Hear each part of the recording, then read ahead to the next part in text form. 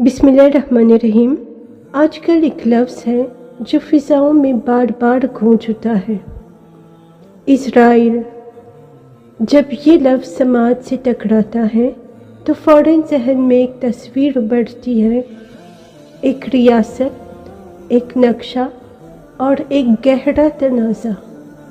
لیکن قرآن کریم میں بنی اسرائیل کا ذکر ایک قوم کے طور پر آتا ہے۔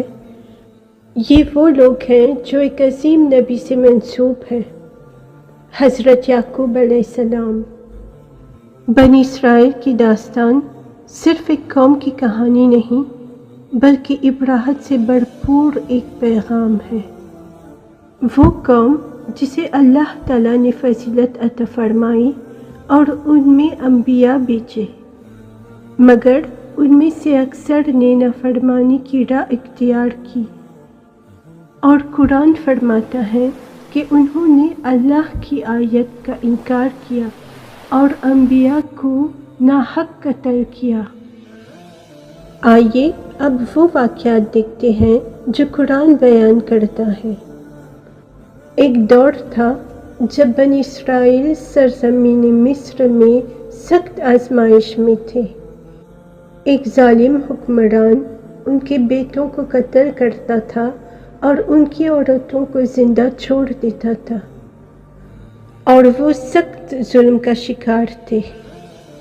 پھر اللہ نے ان پر کرم فرمایا اور انہی میں سے ایک عظیم نبی بھیجے، حضرت موسیٰ علیہ السلام، اور انہیں اپنی قدرت کی نشانیاں دکھائی۔ پھر وہ لمحہ آیا جب سمندر ان کے سامنے تھا اور دشمن ان کے پیچھے، تو اللہ تعالیٰ نے حکم دیا اور سمندر دو حصوں میں تقسیم ہو گیا، اور ہر حصہ ایک بلند پہاڑ کی طرح قائم ہو گیا۔ بنی اسرائیل محفوظ گزر گئے اور فرعون اور اس کا لشکر غرق کر دیا گیا۔ اس کے بعد اللہ تعالیٰ نے ان پر مزید نعمت نازل فرمائی، انہیں مان و سلوہ عطا فرمایا اور بادلوں کا سایہ عطا فرمایا، مگر پھر بھی ان میں سے کچھ لوگ نافرمانی پر مصر رہے، اور جب انہیں ایک مقدس زمین میں داخل ہونے کا حکم دیا گیا تو انہوں نے انکار کیا، تو اللہ تعالیٰ نے فرمایا کہ یہ زمین ان پر مدت تک حرام کر دی گئی، اور وہ عرصے تک اس زمین میں بھٹکتے رہے۔ پھر وقت کے ساتھ اللہ تعالیٰ نے ان میں مزید انبیاء مبعوث فرمائے۔ ان میں حضرت داؤد علیہ السلام بھی تھے اور حضرت سلیمان علیہ السلام بھی، جنہیں اللہ تعالیٰ نے عظیم سلطنت عطا فرمائی، اور حضرت سلیمان علیہ السلام کو ہوا پر اختیار عطا فرمایا گیا اور جنات کو ان کے لیے مسخر کر دیا گیا، مگر پھر بھی ان میں سے اکثر لوگ سیدھے راہ پر قائم نہ رہ سکے اور بار بار اللہ تعالیٰ کے احکام سے روگردانی کرتے رہے۔ قرآن کریم بیان کرتے ہیں کہ جب انہوں نے سرکشی کی تو ان پر سخت عذاب مسلط کیا گیا اور ان پر ذلت اور رسوائی توپی گئی۔ پھر ان میں سے ایک اور عظیم نبی مبعوث ہوئے، حضرت عیسیٰ علیہ السلام، جو روشن نشانیاں لے کر آئے،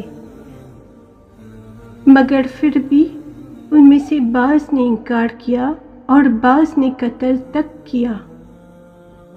اور یوں ایک قوم ایک طویل تاریخ سے گزری جہاں نعمتیں بھی تھی اور آزمائشیں بھی، اطاعت بھی تھی اور نافرمانی بھی، اور قرآن کریم ہمیں یہ سب اس لیے بتاتا ہے تاکہ ہم عبرت حاصل کریں۔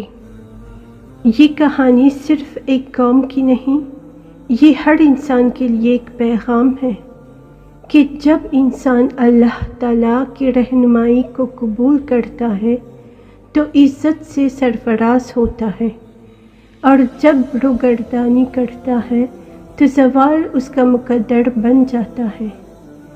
یہ کہانی تاریخ بھی ہے اور نصیحت بھی، اور ایک آئینہ بھی جس میں ہر انسان اپنی صورت دیکھ سکتا ہے۔